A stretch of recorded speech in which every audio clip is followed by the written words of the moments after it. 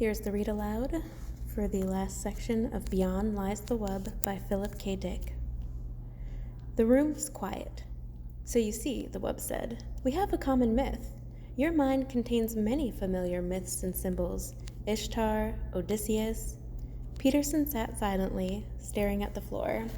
He shifted in his chair. Go on, he said. Please go on. I find in your Odysseus a figure common to the mythology of most self-conscious races. As I interpret it, Odysseus wanders as an individual, aware of himself as such.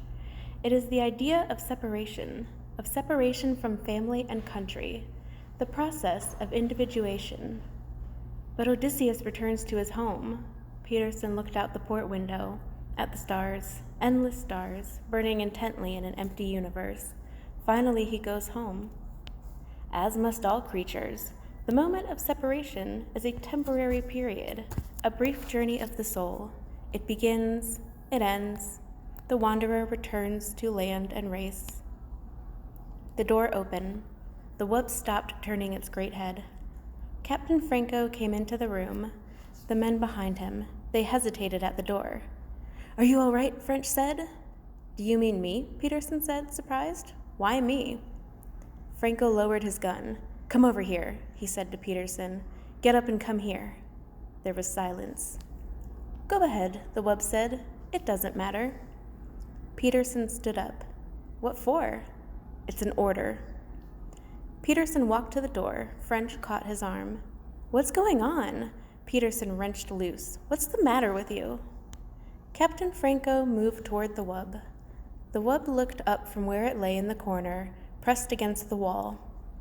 It is interesting, the wub said, that you are obsessed with the idea of eating me. I wonder why. Get up, Franco said. If you wish. The wub rose, grunting. Be patient. It is difficult for me. It stood, gasping, its tongue lolling foolishly. Shoot it now, French said. For God's sake, Peterson exclaimed. Jones turned to him quickly, his eyes gray with fear. You didn't see him, like a statue, standing there, his mouth open. If we hadn't come down, he'd still be there. Who? The captain? Peterson stared around. But he's all right now. They looked at the wub, standing in the middle of the room, its great chest rising and falling. Come on, Franco said, out of the way. The men pulled aside toward the door. You are quite afraid, aren't you? The wub said. Have I done anything to you? I am against the idea of hurting. All I have done is try to protect myself. Can you expect me to rush eagerly to my death? I am a sensible being like yourselves. I was curious to see your ship, learn about you. I suggested to the native. The gun jerked.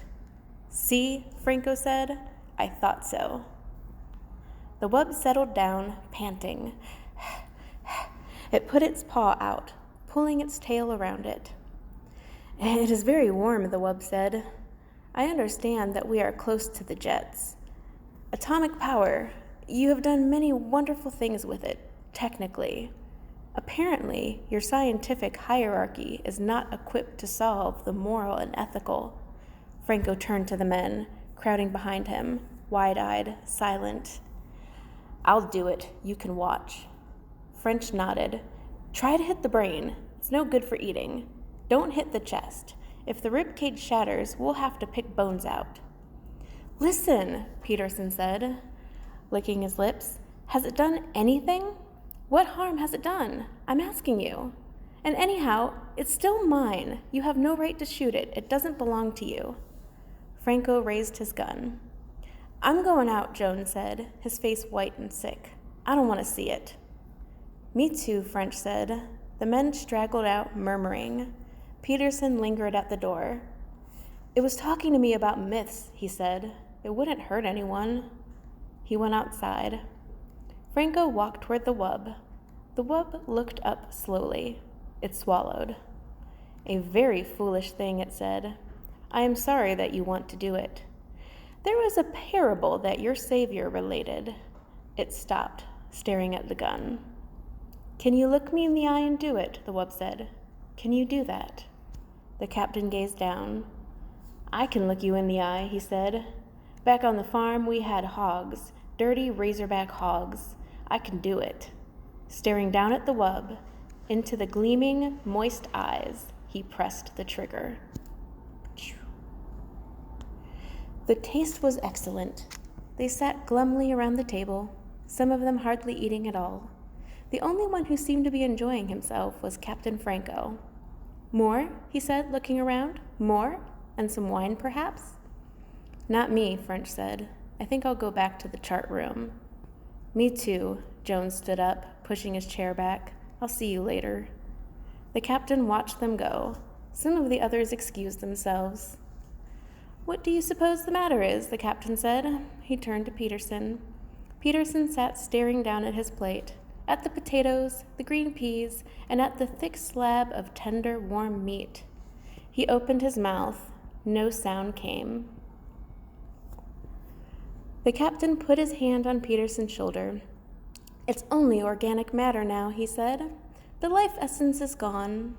He ate, spooning up the gravy with some bread. I myself love to eat. It's one of the greatest things a living creature can enjoy. Eating, resting, meditation, discussing things. Peterson nodded. 2 more men got up and went out. The captain drank some water and sighed. Well, he said, I must say that this was a very enjoyable meal. All the reports I had heard were quite true. The taste of the wub. Very fine. But I was prevented from enjoying this pleasure in times past. He dabbed at his lips with his napkin and leaned back in his chair. Peterson stared dejectedly at the table. The captain watched him intently. He leaned over. Come, he said. Cheer up. Let's discuss things. He smiled. As I was saying before, I was interrupted.